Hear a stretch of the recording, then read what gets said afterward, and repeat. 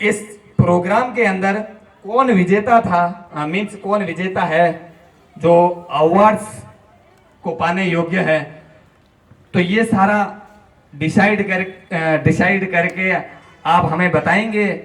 और ठीक ब्रेकफास्ट से पहले हम ये उनको से सम्मानित उनको सम्मान देंगे। और उससे पहले मैं मंच पर अब आमंत्रित करना चाहूंगा मेरे आइडियल और मेरे सबसे प्रिय, मेरे दोस्त, मेरे मेंटोर, हिंदी में कहे तो मेरे गुरुजी, और हम सबके एचएम क्लासेज के चहेते, और उनको सुनने के लिए हम काफी टाइम से इंतजार कर रहे हैं। और पीछे जो दो लड़के बैठे हैं तो वो तो पसीना ही आ गया कि कब आएंगे सर। तो सर हम आपका इतना वेट कर रहे हैं, प्लीज जोरदार तालियों से स्वागत कीजिए गणपत जी का।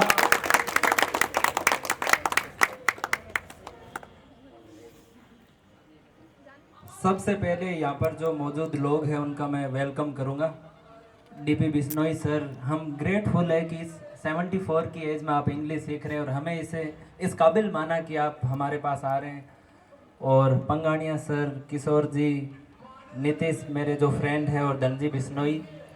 और जैसा कि आपको पता है कि आज हम सब 15 अगस्त को सेलिब्रेट करने के लिए यहाँ पर हैं, और हम सब अपनी पर्सनल लाइफ जीते हैं, पैसे कमाते हैं, नौकरी लगते हैं, बिजनेस करते हैं, और सबको लगता है कि लाइफ टफ है। तो आप उन लोगों के बारे में सोचिए जिन्होंने नौकरी, पैसा, बिजनेस, शादी, इन सब को किनारे करके अपनी जान, अपनी ज़िंदगी को इस देश के लिए कुर्बान कर दिया। आप एक मिनट सोचकर भी देखेंगे तो आपको लगेगा कि कितना बड़ा बलिदान होगा। तो हमें उन सब लोगों को याद करना चाहिए जिन्होंने अपनी जान की कुर्बानी देकर हमें आज़ादी दिलाई। क्योंकि आज की तारीख में इतनी सुविधाएं होने के बावजूद हमारी पर्सनल लाइफ भी हम में से ज़्यादातर लोगों से संभली नहीं जाती है। उसके लिए मोटिवेशनल बुक्स पढ़ते हैं, मोटिवेशनल लोगों को सुनते हैं, मेंटोर्स के पास जाते हैं कि लाइफ बड़ी टफ है, और लाखों लोग सुसाइड भी करते हैं। और आप उन लोगों को याद कीजिए, महात्मा गांधी, नेताजी सुभाष चंद्र बोस, भगत सिंह, और ऐसे लाखों वीर जो आज भी इस देश के अंदर अपनी कुर्बानियाँ दे रहे हैं ताकि हम लोग खुली हवा में सांस ले सकें। और जैसे अभी 77 ईयर्स ऑलमोस्ट हो गए अपनी कंट्री को आज़ाद हुए, तो आप सोचिए कि 1947 से पहले जब हर तरफ डार्कनेस था, एक ईडियम चलती थी कि the sun never sets in the British Empire, कि ब्रिटिश एम्पायर में सूरज कभी ढलता नहीं है, क्योंकि पूरी दुनिया पर उनका कब्जा था। सोचो इतने बड़े पावरफुल एम्पायर के साथ लड़ाई करना। और आपको मैं एक फैक्ट बताना चाहूँगा कि अभी जो यूएसए की जीडीपी है वो है 15 trillion US dollar, around 15 trillion US dollar. और सिर्फ अंग्रेजों ने भारत से 45 ट्रिलियन यूएस डॉलर की लूट मचाई थी। ये बीबीसी का ऑफिशियल आंकड़ा है। तो सोचो कि वो एम्पायर कितना स्ट्रॉन्ग रहा होगा, और उससे पहले हजारों साल तक हम पर कितना शोषण हुआ होगा। उस डार्क टाइम में, उस टफ टाइम में हजारों लाखों नौजवान, हजारों लाखों फ्रीडम फाइटर्स, उन्होंने सब कुछ कुर्बान कर दिया। सोचो कि जेल में उनको कितनी यातनाएं सहन करनी पड़ी होगी, उसके बाद हमें ये आज़ादी मिली है। और जैसा कि नीतीश ने ये कहा था कि सिर्फ सीमा पर, सरहद पर गोली खाना ही देशभक्ति नहीं है, अनडाउटेडली वो टफेस्ट फॉर्म है देशभक्ति की। लेकिन हम देश में रहकर भी देशभक्ति कर सकते हैं। एग्जाम्पल के तौर पर अगर हम ये सोच लें कि हम अपना काम बड़ी ईमानदारी से निभाएंगे, वो भी देशभक्ति है। अगर आप एक स्टूडेंट के तौर पर ये सोच ले कि जो मेरे माँ बाप मुझे यहाँ पर भेज रहे हैं, मुझ पर पैसा खर्च कर रहे हैं, सर मुझे पढ़ा रहे हैं, अगर मैं ईमानदारी से पढ़ूँ, वो भी देशभक्ति है। आप अगर एक गवर्नमेंट जॉब की तैयारी कर रहे हैं या किसी बिजनेस को करना चाहते हैं, अगर उसको आप बड़ी बखूबी करते हैं, वो भी अपने आप में देशभक्ति है। तो देशभक्ति किसी भी फॉर्म में हो सकती है। और लाखों सोल्जर्स हमारे बॉर्डर पर दिन रात खड़े रहते हैं देश को बचाने के लिए, लेकिन सिर्फ उसी से देश नहीं बनता है, देश के जो अंदर लोग रहते हैं उससे भी देश बनता है। तो मैं आप सब लोगों से ये रिक्वेस्ट करूँगा कि 15 अगस्त को ये अपने मन में एक डिसीजन ले, एक डिटर्मिनेशन ले कि आपको अपने आप को बेहतर करना है। और अगर आपने अपने आप को बेहतर कर लिया तो भारत है वो ऑटोमेटिकली बेहतर हो जाएगा।